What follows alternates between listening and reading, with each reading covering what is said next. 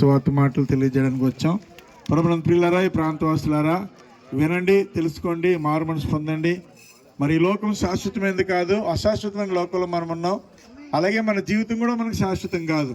అశాశ్వతమైన లోకము, అశాశ్వతమైన మనుషులు. మరి ఈ భూమిని ఎంతకాలం జీవిస్తాం మనకు తెలియదు. ఏదో ఒక రోజు నీ లోకాన్ని విడిచిపెట్టి వెళ్ళిపోవాలి మరణం ద్వారాగా. మరి మరణం తర్వాత నీ పరిస్థితి ఏమవుతుందని ఆలోచన చేయండి.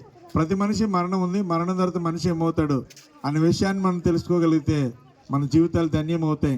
కాబట్టి ప్రియమైన వాళ్ళారా, కొంతసేపు కనబడి అంతలో మాయమైపోయి ఆవిరి లాంటి మన జీవితం.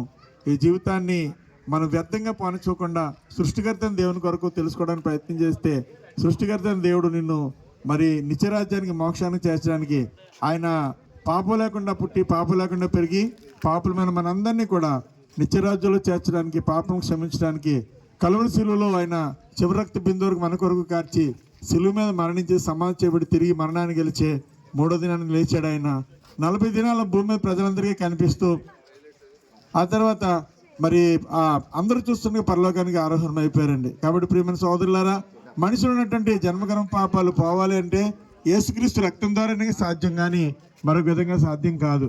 కాబట్టి యేసు రక్తం ప్రతి పాపం నుండి విడిపిస్తుందని లేఖనం సెలవిస్తూ ఉంది.